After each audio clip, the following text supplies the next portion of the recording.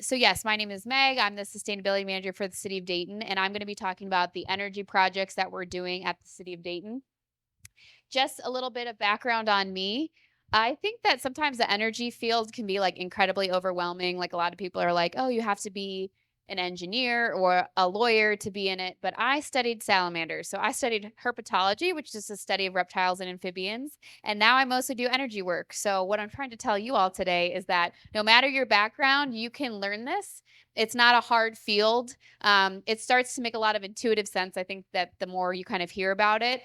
So if you don't know much about energy, I'm just going to give you a little taster today. But I always tell people whenever they ask questions, that's how you become obviously knowledgeable in the field. So we'll have some time for questions at the end, and you can ask me a lot of questions. But yeah, I did a little bit of prairie research as well, and I was a naturalist for a little while before. And then I always like putting this picture in because the alt text on PowerPoint reads a person holding a large snake, which is true, but I just find it fun whenever I put it up there. But yes, I like snakes a lot. Don't own any as pets, but I do go out in the wild and catch them sometimes and hold them. So a little bit about our sustainability office. So this is the City of Dayton jurisdiction. We're 140,000 people, as you all know, being our lovely neighbors. And we have a lot of chronic socioeconomic stresses in the city. And what I mean by that is, as you all probably know, we have high levels of poverty. We have a struggling education system. And what I like to tell everyone is that sustainability solutions can help alleviate socioeconomic stresses. So when they started our sustainability office in 2020, they had two goals for our office: figure out how to lower our carbon emissions and save the city money. So no project that I do within the City of Dayton is not either, all projects that I do in the City of Dayton are either cost neutral or they are generating revenue or savings for the city. When we first started our sustainability plan, we did this thing called a vulnerability assessment. So basically what I looked at is like 25 different indicators, socioeconomic indicators, from race, health insurance, income, and we layered that in a GIS map, and everything that you see in red are our priority area neighborhoods. So the areas in red are the neighborhoods that we focus a lot of our sustainability projects in. It's hard to tell on this map, but we have some yellow areas, which are second priority neighborhoods for us, and then areas in green are third priority neighborhoods. This map also follows along. We had a lot of redlining that was happening in the city between the 1920s to the 1960s. That was a racist practice that made it difficult for African American residents to be able to get loans to buy a home or to start a business. So a lot of our neighborhoods in red are in the neighborhoods that were redlined on the west side of the city.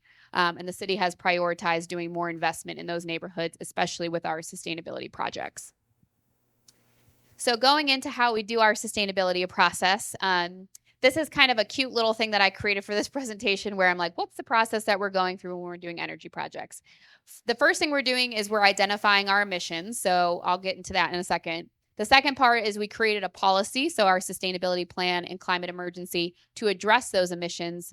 Third is identifying more projects that can lower the emissions that were identified. And then the last stage is implementing this project. So our office is doing this consistently. Every 5 years, we're redoing our greenhouse gas inventory, we're redoing our sustainability plan, identifying our priority projects, and implementing them to lower our emissions and to save the city money.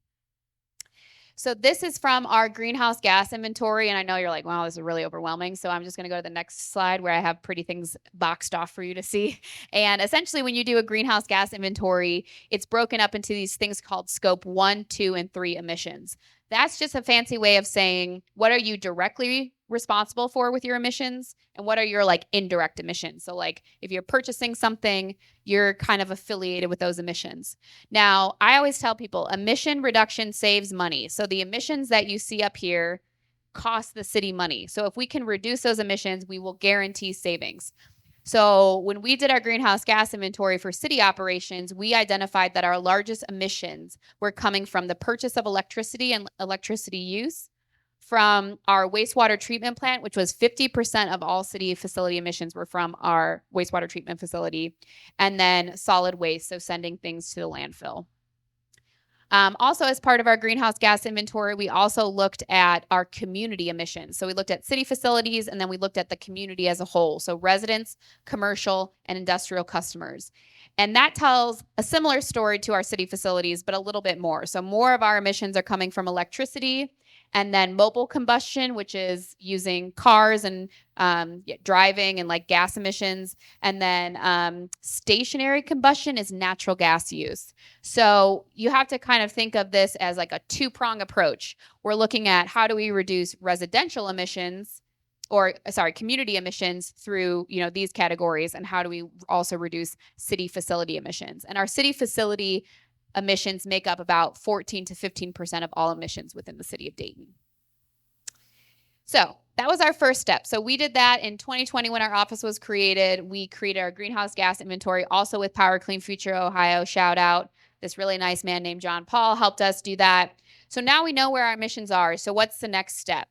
So our next step was creating our sustainability plan. So we published a kind of high-level plan that just talked about the project and focus areas that we wanted to do. So we had 115 projects across all city departments. And the goal, again, was to work on energy efficiency and reducing emissions. It also talked about promoting the well-being of residents through economic savings and improved environmental health. So we also prioritized doing projects that improved air quality. We created a framework. So this is our sustainability framework. We have 5 key areas. Every single one of our projects has to touch these 5 areas. So by climate mitigation, we mean reduction of emissions. Infrastructure, all of our projects cannot cause infrastructure issues. And what I mean by that is like, Dayton is an old city. So if you ever driven through, like, let's just say downtown Dayton, we have a lot of like old bridges and old roads, and that causes a lot of stress on the city to maintain that infrastructure. So anything we did had to be self-sustaining, either generating revenue so that we could replace it or fix it, or not causing aging infrastructure issues. Resilience. So we wanted to build a better future for Daytonians, meaning how can we think more forward thinking about how this is going to create more stability, both in a climatic sense, but also in a socioeconomic sense.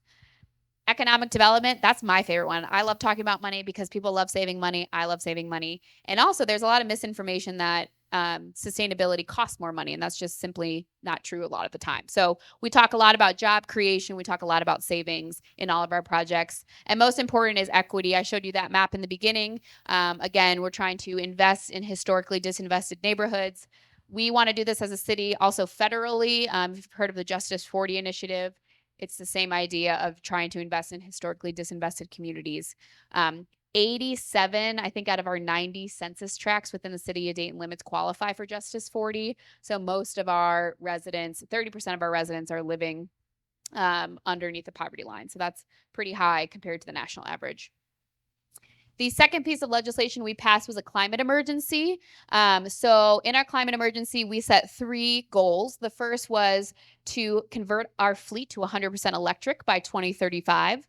The second was to supply residents with 100% renewable energy. And the third was to achieve carbon neutrality for Dayton facilities and the community by 2050. So we figured out where our emissions were and we created a policy, but now we're trying to identify the projects that can reduce our emissions the quickest. So I'm going to break this up. I said we had a 2-prong approach. So first I'm going to talk about our city facilities, and then I'm going to talk about residential programs. So again, as a reminder from city operations, our biggest source of emissions were electricity use, our wastewater treatment plant, which was 50% of emissions, and our solid waste facility. So the very first thing I did at the city is created an energy procurement plan. And you're probably like, what the heck does that even mean? Well, similar to residential aggregation programs, as a city, you can buy energy in advance in the future. And if you do it the right way, you can actually save money. So what we did is we looked at all of our energy bills, and we were just buying energy in real time. And it was costing the city actually a lot of money. So we started buying energy in advance. That alone saved the city like $2 million by just thinking ahead and purchasing energy, which was great. We also started doing this thing called peak shaving, which means on really hot days in the summer, AES Ohio does this thing called a demand charge. And all you need to know by that is on the hottest days, basically it determines how much money you're going to pay for the rest of the year, because they want to see when you're using the most amount of energy. And then they're going to basically charge you at that point in time for the rest of the year. So if you on the hottest day of the year can actually bring your energy use down, you actually save money, because you're saying, oh, even on the hottest day of the year, our demand's only like at this point instead of this point. So that alone saved the city $900,000. And that's a whole thing that's actually pretty easy. I get these cute little emails on hot days and they're like, it's hot outside. And I'm like, okay. And so we just set our air conditioning a little bit higher. We put it to like 73 degrees instead of like 70. And then we pump water. We provide water to 400,000 residents. So we pump water at just in the evening instead of during the day. And that can help us save money. So energy procurement is a really easy step to do if you just have someone thinking about it within your city operations. The second thing that I want to talk about is renewable natural gas. So this we just passed in commission, and this is really cool. So I told you that 50% of our emissions came from our wastewater treatment process because when people flush the toilet, when it goes through this cool biological process, methane is unfortunately a byproduct of that process. So we're actually capturing all of that methane instead of flaring it into the environment, and we're injecting it into the natural gas pipeline. Eventually, we would love to convert that natural gas to electricity or something, but in the meantime, the most feasible solution for us is just to inject it back into the CenterPoint pipeline to be used to heat homes locally.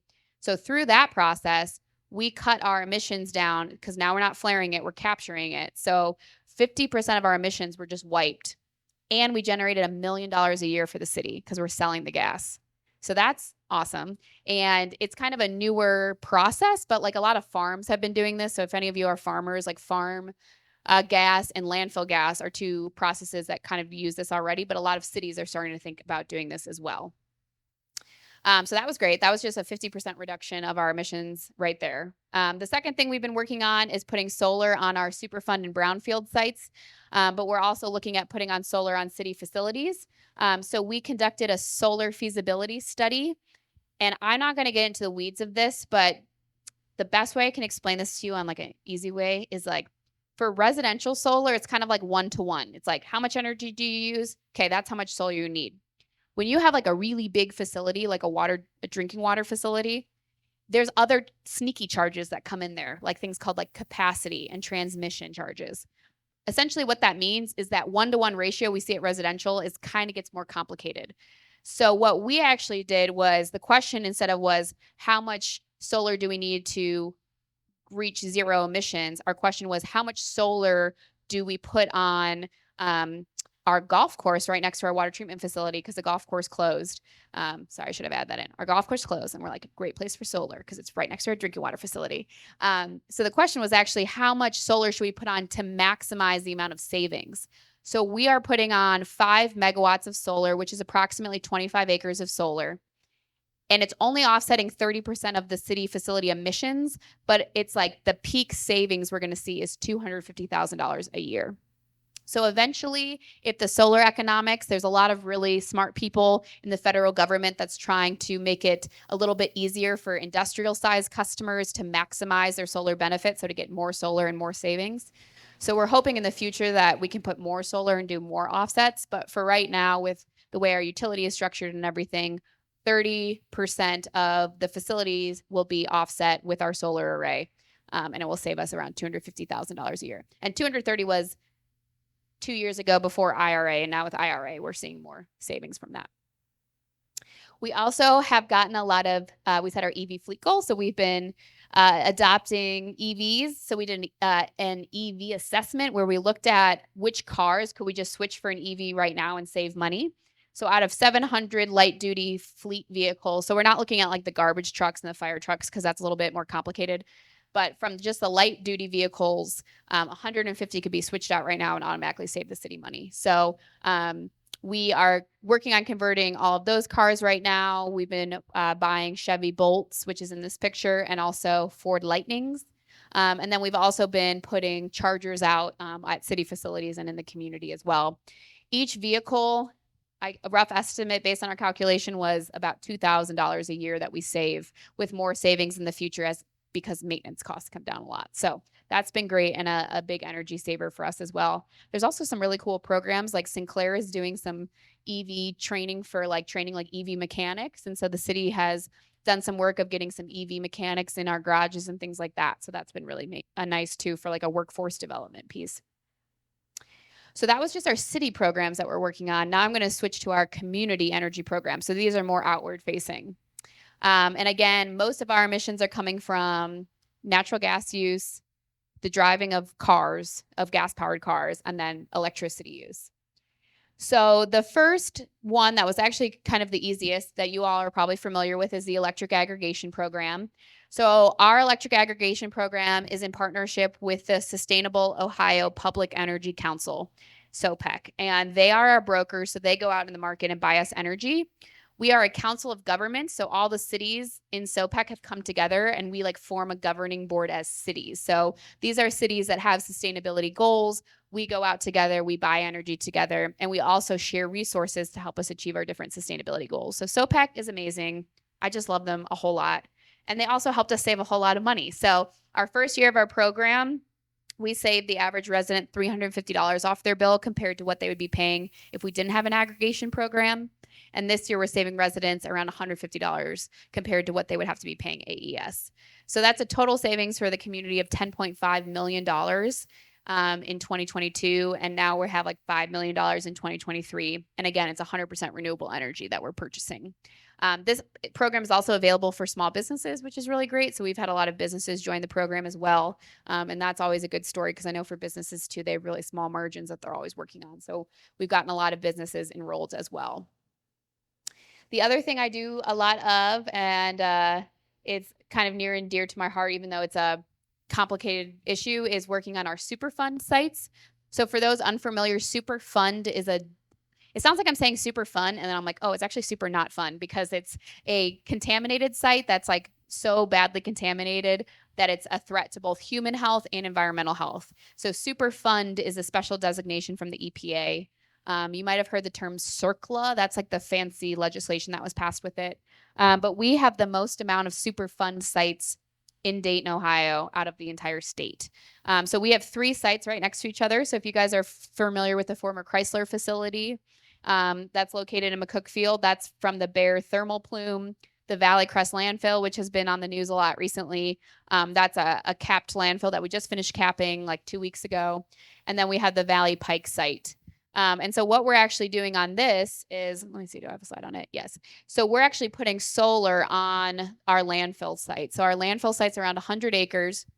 We're actually moving to put solar on it.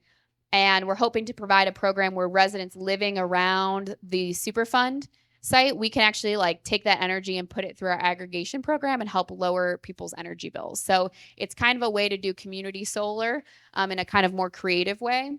We also have been working in the Bear site to help them get solar on their rooftops. They actually have these ventilation systems that run consistently to circle the toxins out of their homes. And they have to pay to run that consistently, which causes their energy bills to go up. So we've been working on grant opportunities to try and get solar on those homes so they don't have to pay the extra funds to run their ventilation systems. And the Bear plume and the Valley Pike plume have the same contamination, which is called TCE. So we've also been trying to work with Valley Pike on the same idea of getting solar. The other thing we just passed recently was our EV charging infrastructure plan. So we did this whole thing where we were looking at where multifamily complexes are. So if no one's told you, the easiest and best place you can charge your car is at your home. You'll save the most amount of money, especially if you get solar through the co-op. But you can charge it at your home, and that's usually where people save the most amount of money. But we also then wanted to look at where are spaces that people are either coming off the highway to charge, are there for a while, so like workplaces or like the theaters downtown, and then also apartment complexes, because apartment complexes are going to need a lot of chargers. And so we came up with a plan, and we worked with SOPEC to apply for over $6 million to try and get charging through this grant that we hopefully will get. I'm trying to manifest it. Keep being like, we're going to get it and hope the universe will reward us. But so we applied through a government grant and to hopefully cover some sites. We're also trying to fill what we're calling EV charging deserts. So those are areas where we don't see a lot of chargers. We're trying to strategically put chargers there. A big misconception that if I had Rap Hankins here from Drive Electric Dayton, he would tell you is that a lot of people think like, oh, if you're lower income, you're not driving electric cars. But we had a big community session and did a lot of research on that. And no matter what neighborhood we were in, we still found people driving electric vehicles. So it didn't matter the income status. We saw that people were still driving electric vehicles. And so from that, we wanted to ensure that we put chargers in public places in those areas. So the last thing I'll mention with my couple minutes left is, so we claimed this decarbonization plan. So all of these things are helping us reduce our emissions, but getting to 2050 zero emissions is complicated because we still have the biggest kind of area where it's complicated is natural gas, because we're going to need a lot of money to help electrify homes. So it's like, how are we going to do that? So the city is actually going to be working through this process. So we're about to come up on next year in 2024, we're going to revise our sustainability strategy and revise our greenhouse gas inventory to see, okay, where are we at now? So what projects do we need to prioritize now to reduce the emissions that we currently have? And we're basically going to repeat this process every 5 years till we hopefully reach our 2050 goal. I will say that, yeah, the biggest challenge for us is probably natural gas use on the residential and commercial level. And there's a lot of federal incentives coming down to help people with that. But that's something that I know that we have kind of been talking about in our office of how we can help residents electrify their homes as well. So coming up in 2024, we're going to create our decarbonization plan and revise our sustainability plan. We also have some neighborhoods that are making their own climate action plans, which is super fun. Those include, I know I just talked about energy tonight, but we do a lot of other things in our office, like tree plantings, and we do a lot of educational outreach and things like that. So we have some neighborhoods that we've also been piloting, designing their own climate action plans. These are just short plans of what the neighborhood association wants to do for the environment. One of our neighborhood associations has been working on helping homes become weatherized. When you weatherize a home and like button it up so it's not as leaky, that helps with energy efficiency, and it also helps save people money. So we're working with the neighborhood on that, and we're hopefully going to be doing more and more community outreach in the future. So just some highlights about our program. Last year alone, our internal processes saved the City of Dayton municipal facilities $3.5 million, which again is saving taxpayer dollars. So that was a great way of showing how our office is doing some good work. We also avoided 2 million metric tons of CO2 through our aggregation program. And I should have mentioned, our city facilities, when we do that procurement, we also purchase renewable energy for 50% of all of our city facilities. So we're like 50% renewable, with a goal of hopefully being 100% this coming year. $14 million was saved through our aggregation program. We brought in $200,000 of free technical assistance. We have a lot of amazing partners who do a lot of great work for us. So Power Clean Future Ohio with doing our greenhouse gas inventory. Our utility AES has done some technical support for us as well. We have some partners at World Resource Institute, SOPEC. So we get a lot of free help to help us accomplish all these goals. And then our big news story of Monday, I guess, was 200 city. There's a process called LEED, which you might be familiar with for buildings. They also do like a comprehensive rating system for cities. So cities can get rated on how sustainable they are in waste, water, energy, natural resources, and transportation. It's the only comprehensive rating systems that cities can use to compare how sustainable they are.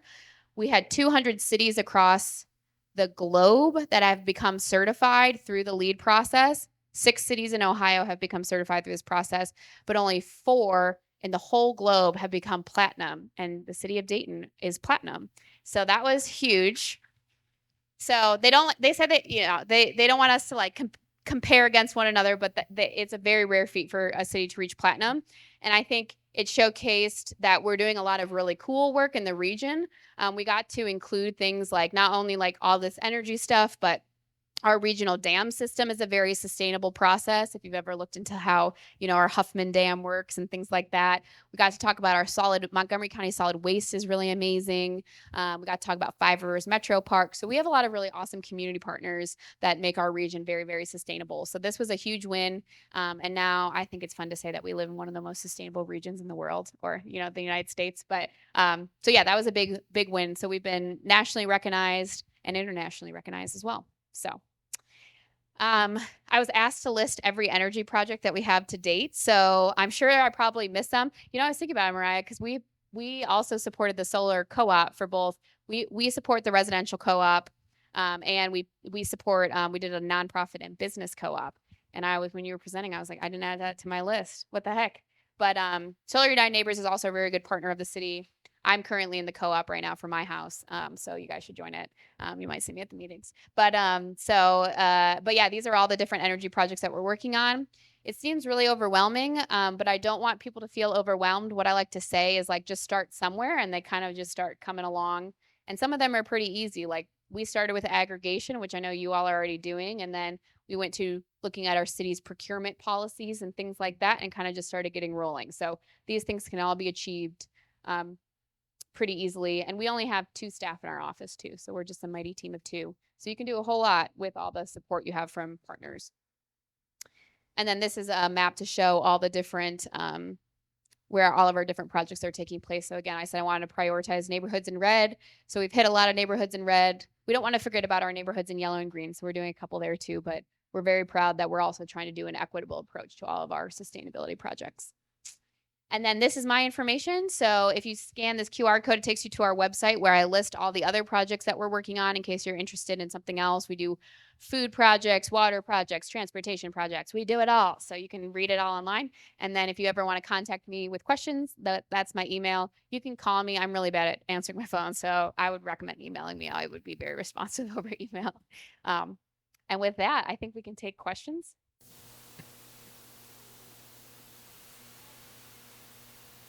Yes. Okay. No. The answer, short answer, no. We want to. We're very careful about. We go through like a pretty stringent legal process before we adopt things in our zoning code. So that is something that we have brought up, but there have been cities that have gotten pushback for that. The West Coast is much more successful at it. So we have something that we have talked about doing next year is like looking more at our zoning code and making maybe guidelines, because guidelines doesn't force anyone to do anything, but instead encourages people to do things. We've added trees and natural landscaping to our zoning code. So energy with natural gas will probably be something, but also there's a lot of federal incentives too, which has been helping. We have been talking about how a lot of new developments, we've been seeing just much more electric because they just get a lot more federal incentives too, which is nice. But yeah. Yeah. Yes. Yes. Yes. So we have, it's already in process. So like the anaerobic digestion process taking place at our water treatment plant. I know there has been a lot of conversation about anaerobic digestion. We're not implementing any new technology with anaerobic digestion because it's already happened. It's already, our wastewater treatment plant has been located and doing that there since like 1950s. So through our methane gas capturing process, it's capturing that gas from that digestion process. The nice thing also, I will add, because do you guys have a wastewater treatment facility in Fairborn? Yes. If any of you live close to a wastewater treatment facility, we get a lot of complaints about the smell. And we actually are using this revenue to do capital improvement projects to help with the smell. So I was going to say at your wastewater treatment facility, you probably produce methane as a byproduct of the process. And I should also mention with that project, it didn't cost the city any money because it's turnkey operation. So it's like a contractor came in to install the equipment to capture our gas. So, but yeah, does that answer your question? Okay. Because were you asking if we had new anaerobic digestion happening? Oh, no, that was the other thing. We did not build any other facilities capturing the gas. We're really, yes. So we have like a unlucky thing where our wastewater treatment plant is also located right next to a landfill. So the refinement process was already there as well. Like the equipment was already installed because the landfill gas is already being captured and cleaned, and then injected. So we didn't have to, the only infrastructure thing that's going in with that process is a pipeline that connects the gas being captured to the landfill. Yes. Yes, they have a sludge process.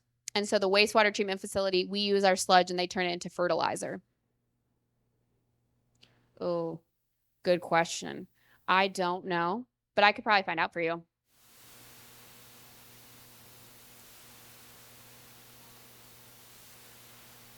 Mm-hmm. Yes. Is it like, was it from your current facility or is it from new facilities? Oh, it's like a private. Yes, we have had inquiries in the city about adding anaerobic digesters in city limits, and we don't allow that. So The only process that we have for anaerobic digestion that's allowed is our wastewater treatment facility and I guess our landfill, but we don't allow any new anaerobic digestion happening in city limits. So, but if you want to know more about that process, I don't work at our wastewater treatment facility, so we have some really, really smart people that do, and I can connect you with them, and they can answer questions about sludge and all that kind of stuff, because we do a purification process with our sludge. Like, it has to have a certain requirements, as you all might know. So we have to do that before we can turn it into fertilizer.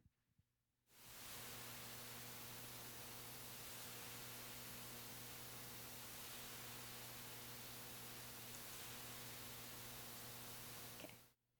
Isn't it? Yes.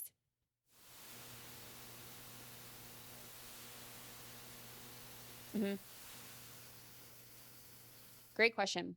So in 2022, it was hydro. In 2023, we switched it from hydro to wind. And then most of ours is now a mixture of hydro and wind.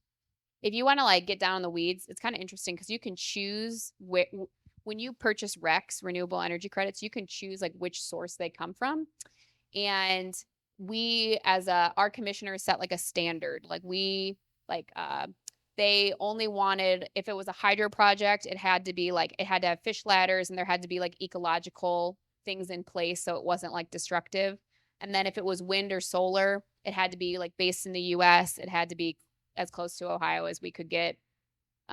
So you can, when people put RECs in like their aggregation program or for municipal operations, you can also set standards.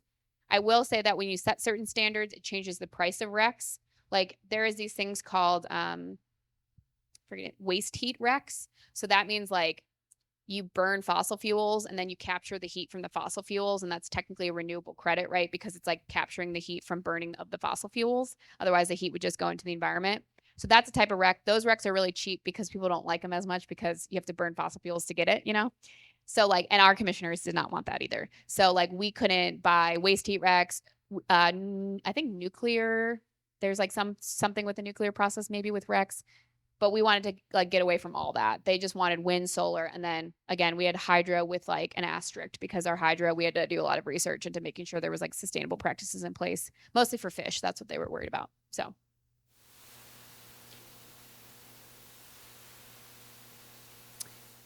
Yes. Yes and no. So like when you purchase the RECs, it's up to your city about how they want to like talk about them, right?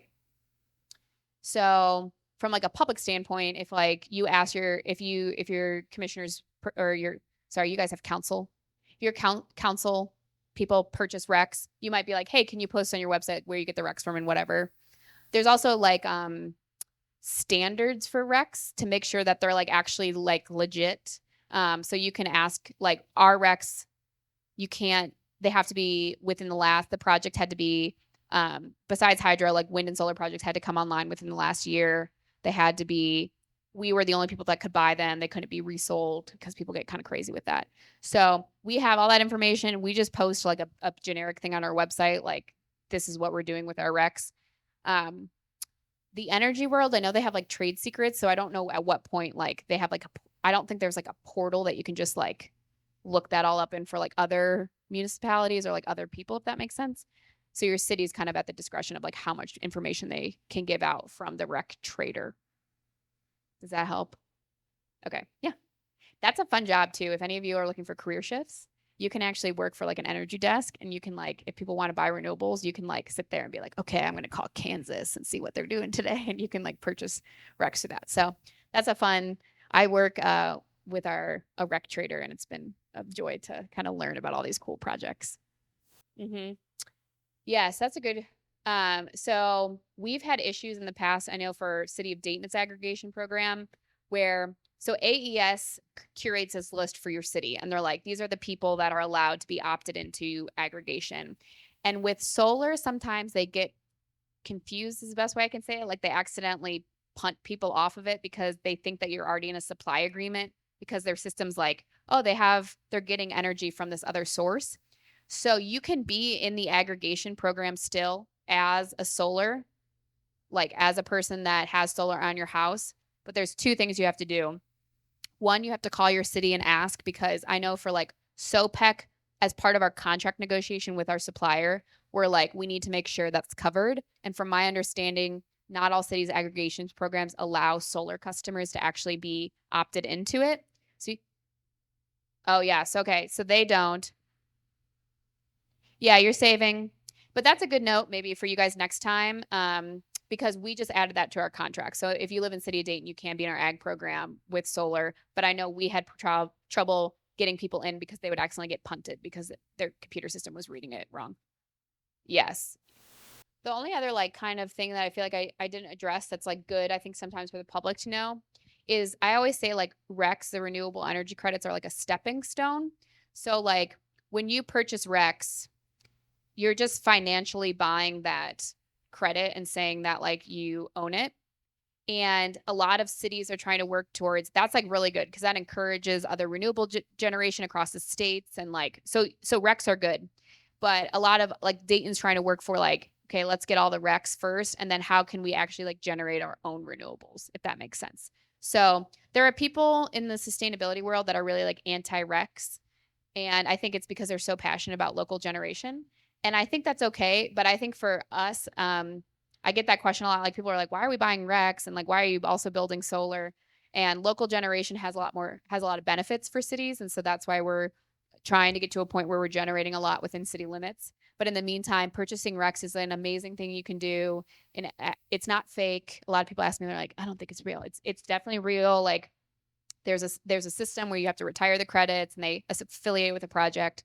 So I do encourage you, if you're an aggregation customer, to opt into the renewable option. It's a true thing, and it really does help encourage more solar development across the U.S. Till people can find ways to also generate locally. So, do you have any sun questions? Any for Solar United neighbors? Yeah, I was gonna say because it's like if you're in an energy community too. So like Dayton is an energy community. Um, there's still like a lot of things that you can take advantage of if you're not in a low income community. So like obviously all the like the tax there's still tax credits available whether you're low income or not. Um, I could be wrong. I'm gonna look at you because I know that I feel like you know federal stuff too. I feel like a lot of the federal tax credits for like low income communities is more like through like nonprofits and like cities. It's harder for like a low income resident. And I will say something I didn't talk about that we're currently in the process of starting next year is we got some grant funding to do weatherization work because for low income residents, it's really hard for them to like purchase solar outright. And so what we're trying to actually do is we have this really great group called Dayton Energy Collaborative. They basically braided together all these resources through Community Action Partnership, County Corps, Habitat for Humanity. And they're like a case manager and they'll go into houses, fill out all this information and applications for them to help them get like, okay, they can get a new roof through Habitat and they can get weatherization through Community Action Partnership. Like they help bring all the resources together. And the city is giving money to kind of support more of that programming because I like to say too, like going solar is great, but you have to have until the city can do some low income solar programs, which Columbus is doing it. So other cities have done it, which we hope to do in the future, but we're focusing a lot for our low income folks on weatherization. So in Fairborn, I think that's a good thing too, because there's a lot you can do, like simple things that you can do. We have like UD students that have gone into houses and like looked at like, I forget what it's called, the blow door test, I think it is, and like looked at like where they could help seal homes and things like that. And that's like a really easy thing that can be like citizen led, not very expensive, and actually have a big impact on like helping lower energy bills. So there are some cool programs that I think that it's like the shiny thing is like solar and batteries, but like we talk a lot about in the city, like simple home repairs is also a great way to help keep prices down for people. So, and we'll be doing more of that hopefully next year. Yeah, and I will say that like the other thing too is it is more expensive. Like the cheapest solar you can put in for like a large scale like that is like in a cornfield, like in the ground. It's when it's like pitched like that at like a solar canopy or like on our landfill, we're gonna have to do this too. It's called a ballasted system. So it's like on a racking system that's like not penetrating the soil. Um, so yeah, that's where it gets complicated because it's like isn't like that's why I said like residential solar, you almost have to think about it differently than some of the bigger like commercial and industrial spaces because residential it's one to one with net metering. And then with the larger scale solar, you have to have that load there. So unless you're like next to a hospital or like a large, plant, I think the one on 72, like they have a building there, so it's probably just feeding into their building.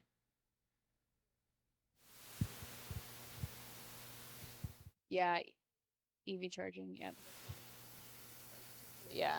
And the zoo. Yeah. Yeah.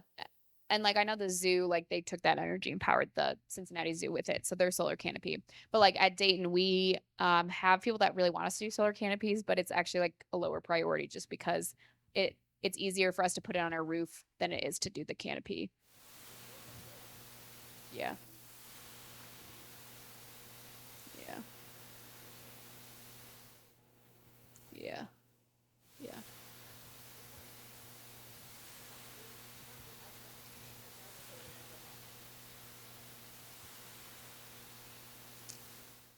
Yeah, it kind of depends. Like in the city of Dayton limits, we really encourage rooftop solar. So you can do ground mount, but it's become so a lot of the older panels, I felt like people had to do ground mount because we've just gotten our panels have become so much more efficient that like usually there's space on your roof or your garage.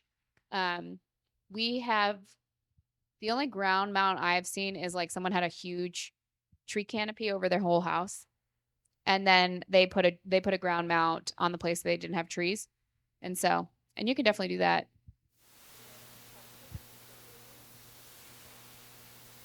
Yeah, that's my issue right now too. Is I have a lot of trees, so yeah, we like the trees, but yes, yes,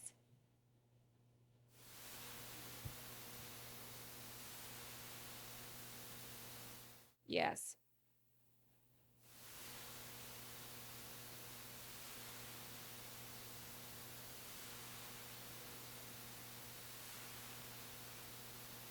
Ag program. Yeah. No, that's a great question. Ah, this is my favorite question. Yeah, this is my favorite question. Okay. So no. So if you're when AES gives the list to your city to the give to the supplier, they're only pulling people that are on the AES standard service offer. So if you have a supply agreement with another supplier, you're not going to be included. You have to opt out. There is this crazy thing that I have become like a big advocate for called I'm against it. It's called rollover or evergreening. So let's just say you sign up with a supplier for a 2-year rate with them. Okay. Your 2-year rate ends. They don't drop you back to the standard service offer with AES. They put you on a variable price and will keep you on that price indefinitely. And when we start our aggregation programs, if you're on rollover and you're on that variable price with that supplier, even though you're technically not in a contract with them, you'll be passed up from our program. So one of our big issues was when we first started our aggregation program, only 60% of our households were eligible to be in our aggregation program. And I found that so surprising because I was like, oh, I didn't know that many people shopped. And what I found is actually not that many people shop. A lot of people were just on rollover and had no clue because someone came up to them at a Walmart and they got on a bad rate. I helped a man, I could go in story after story. I helped a man on 17 cents per kilowatt hour. Our rate was 7 cents. I helped a woman who like she signed up for a supply agreement in 2012 for 1 year and was still on variable pricing with them. So like they keep you. That's how they make their money. So the best thing I can always guarantee people to do is on the second page of your utility bill, it'll say supply charges. And there'll be a little logo. So for the city of Dayton, our supplier is AEP Energy. So if you go on the city's website, we have like a mock-up bill that shows like AEP Energy and it will say the price. So if you go on the second page of your bill and under supply charges, and it's a supplier, who's the city supplier is Energy Harbor.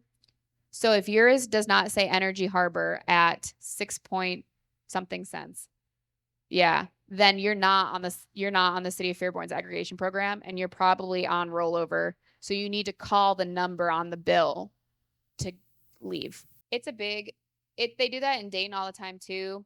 Your city council can adopt no knock legislation.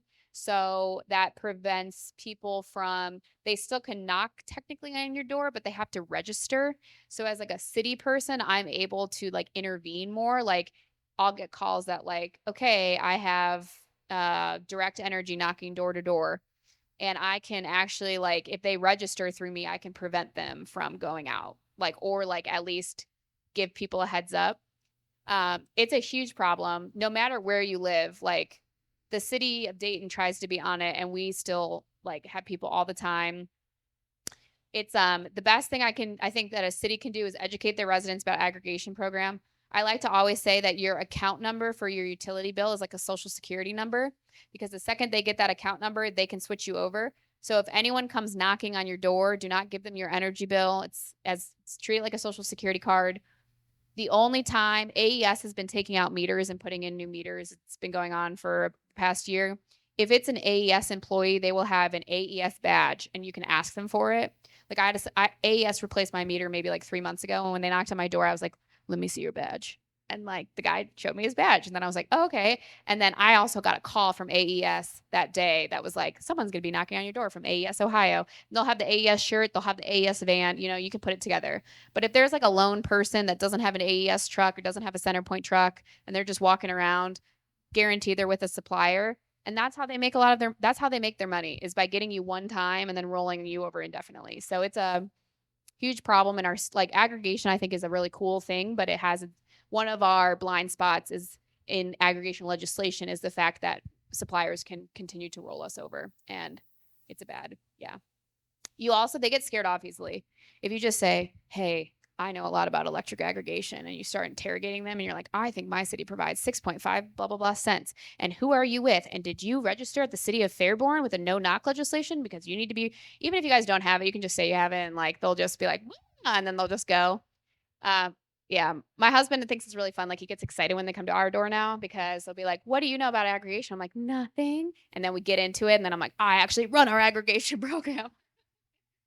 I had one girl, this is my last story. I had one girl who was trying to get me to join a program at Walmart like a year ago. And I started going like into her. Like, I'm like, how can you live with yourself? Like, you're capturing people that are paying these really high prices. Like, you're literally stealing from people and you're lying to their face. She literally started crying, like actually cried. And she's like, I don't know why I have this job. I don't know why I'm doing this. And then I felt bad. I was like, I'm so sorry. I didn't mean to. And we just sat in the Walmart like Barbie aisle and just had a great conversation about career choices that she could make. She's very talented. I was like, you could go so many other places. I was like, you could sell TVs, or I don't know. Like, I was like, you could have a different sales job than this. And but she cried, literally cried, because I think sometimes people don't, people just try to make money sometimes. They don't realize the impact that they're having. So push them. They'll break quick. And they think their contract, like when it ends, a lot of people are like, my contract ended, so I'm like back on the standard service offer. And that's not the case. Like, so that's a really hard thing. Yeah. And I think companies have been getting more flack for it. Like at the city, we have a lot of different suppliers. So if we catch our city supplier knocking on doors, it's a big deal for us. Like, we don't like to do business with people that do that. So like, there's ways as a city that you can encourage suppliers not to go door knocking. Like, you have a lot of leverage, because they make more money off your city's supply accounts usually than on like individual households. So there's like ways that you can control that. But yeah. But thanks for bringing it up. That's like, sorry, getting off my soapbox now, because I was like, that's like my thing that I'm most passionate about, I feel like.